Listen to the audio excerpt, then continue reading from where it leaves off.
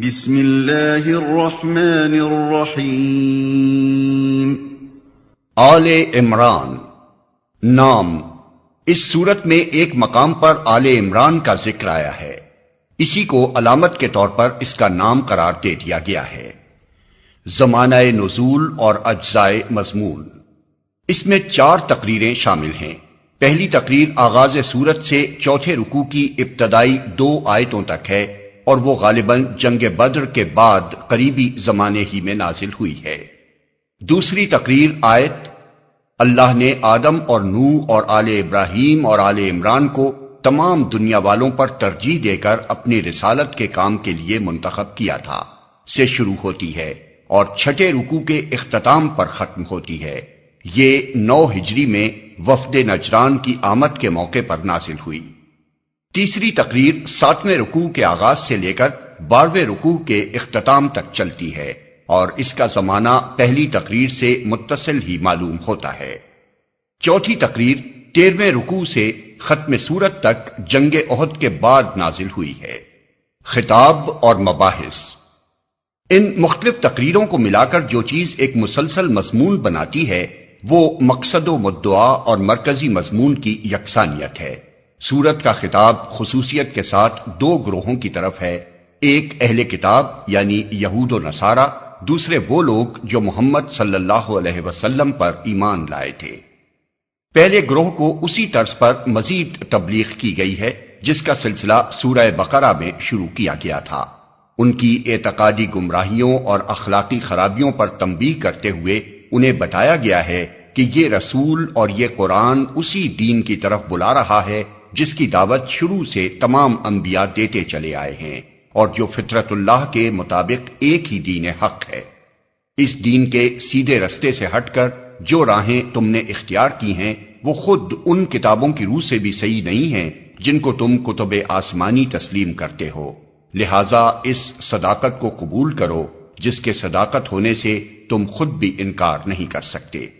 دوسرے گروہ کو جو اب بہترین امت ہونے کی حیثیت سے حق کا علمبردار اور دنیا کی اصلاح کا ذمہ دار بنایا جا چکا ہے، اسی سلسلے میں مزید ہدایات دی گئی ہیں جو سورہ بقرہ میں شروع ہوا تھا۔ انہیں پچھلی امتوں کے مذہبی و اخلاقی زوال کا عبرتناک نقشہ دکھا کر متنبع کیا گیا ہے کہ ان کے نقش قدم پر چلنے سے بچیں۔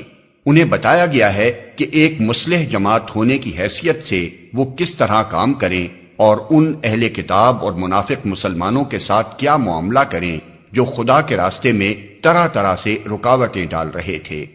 انہیں اپنی ان کمزوریوں کی اصلاح پر بھی متوجہ کیا گیا ہے جن کا ظہور جنگ احد کے سلسلے میں ہوا تھا۔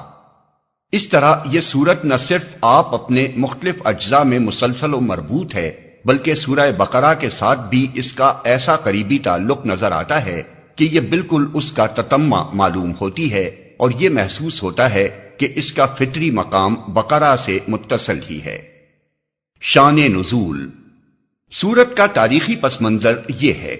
ایک، سورہ بقرہ میں اس دین حق پر ایمان لانے والوں کو جن آزمائشوں اور مصائب و مشکلات سے قبل از وقت متنبع کر دیا گیا تھا وہ پوری شدت کے ساتھ پیش آ چکی تھی۔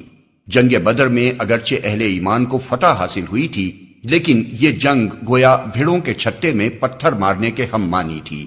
اس اولین مسلح مقابلے نے عرب کی ان سب طاقتوں کو چونکا دیا تھا جو اس نئی تحریک سے عداوت رکھتی تھیں۔ ہر طرف طوفان کے آثار نمایاں ہو رہے تھے۔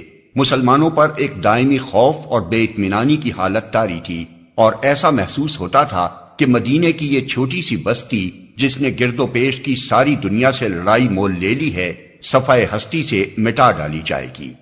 ان حالات کا مدینے کی معاشی حالت پر بھی نہایت برا اثر پڑ رہا تھا۔ اول تو ایک چھوٹے سے قصبے میں جس کی آبادی چند 100 گھروں سے زیادہ نہ تھی، یکا یک مہاجرین کی ایک بڑی تعداد کے آ جانے ہی سے معاشی توازن بگڑ چکا تھا۔ اس پر مزید مصیبت اس حالت جنگ کی وجہ سے نازل ہو گئی۔ 2، ہجرت کے بعد نبی صلی اللہ علیہ وسلم نے اطراف مدینہ کے یہودی قبائل کے ساتھ جو معاہدے کیے تھے ان لوگوں نے ان معاہدات کا ذرہ برابر پاس نہ کیا۔ جنگ بدر کے موقع پر ان اہل کتاب کی ہمدردیاں توحید و نبوت اور کتاب و آخرت کے ماننے والے مسلمانوں کی بجائے بت پوجنے والے مشرکین کے ساتھ تھیں۔ بدر کے بعد یہ لوگ کھلم کھلا قریش اور دوسرے قبائل عرب کو مسلمانوں کے خلاف جوش دلا دلا کر بدلہ لینے پر اکسانے لگے۔ خصوصاً بنی نذیر کے سردار کعب بن اشرف نے تو اس سلسلے میں اپنی مخالفانہ کوششوں کو اندھی عداوت بلکہ کمینہ پن کی حد تک پہنچا دیا۔ اہل مدینہ کے ساتھ ان یہودیوں کی ہمسائیگی اور دوستی کے جو تعلقات صدیوں سے چلے آ رہے تھے ان کا پاس و لحاظ بھی انہوں نے اٹھا دیا۔ آخر کار جب ان کی شرارتیں اور عہد شکنیاں حد برداشت سے گزر گئیں تو نبی صلی اللہ علیہ وسلم نے بدر کے چند مہینے بعد بنی قینقاع پر، جو ان یہودی قبیلوں میں سب سے زیادہ شریر لوگ تھے، حملہ کر دیا اور انہیں اطراف مدینہ سے نکال باہر کیا۔ لیکن اس سے دوسرے یہودی قبائل کی آتش اناد اور زیادہ بھڑک اٹھی۔ انہوں نے مدینے کے منافق مسلمانوں اور حجاز کے مشرک قبیلوں کے ساتھ ساز باز کر کے اسلام اور مسلمانوں کے لیے ہر طرف خطرات ہی خطرات پیدا کر دیے، حتیٰ کہ خود نبی صلی اللہ علیہ وسلم کی جان کے متعلق ہر وقت یہ اندیشہ رہنے لگا کہ نامعلوم کب آپ پر قاتلانہ حملہ ہو جائے۔ صحابہ کرام اس زمانے میں بالعموم ہتھیار بند سوتے تھے، شب خون کے ڈر سے راتوں کو پہرے دیے جاتے تھے۔ نبی صلی اللہ علیہ وسلم اگر تھوڑی دیر کے لیے بھی کہیں نگاہوں سے اوجھل ہو جاتے تو صحابہ کرام گھبرا کر آپ کو ڈھونڈنے کے لیے نکل کھڑے ہوتے تھے۔ 3.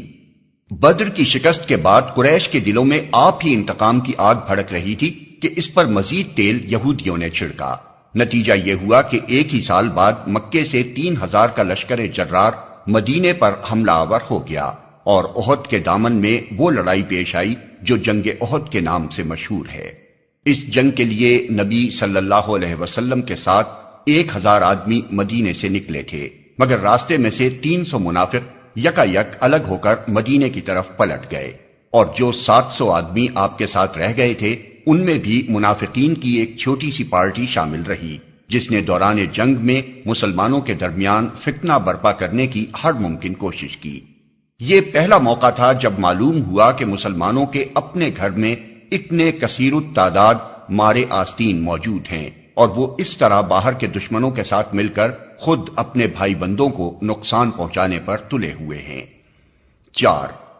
جنگ احد میں مسلمانوں کو جو شکست ہوئی اس میں اگرچہ منافقین کی تدبیروں کا ایک بڑا حصہ تھا، لیکن اس کے ساتھ مسلمانوں کی اپنی کمزوریوں کا حصہ بھی کچھ کم نہ تھا، اور یہ ایک قدرتی بات تھی کہ ایک خاص طرز فکر اور نظام اخلاق پر جو جماعت ابھی تازہ تازہ ہی بنی تھی، جس کی اخلاقی تربیت ابھی مکمل نہ ہو سکی تھی اور جسے اپنے عقیدہ و مسلک کی حمایت میں لڑنے کا یہ دوسرا ہی موقع پیش آیا تھا، اس کے کام میں بعض کمزوریوں کا ظہور بھی ہوتا۔ اس لیے یہ ضرورت پیش آئی کہ جنگ کے بعد اس جنگ کی پوری سرگزشت پر ایک مفصل تبصرہ کیا جائے اور اس میں اسلامی نقطہ نظر سے جو کمزوریاں مسلمانوں کے اندر پائی گئی تھیں ان میں سے ایک ایک کی نشاندہی کر کے اس کی اصلاح کے متعلق ہدایات دی جائیں۔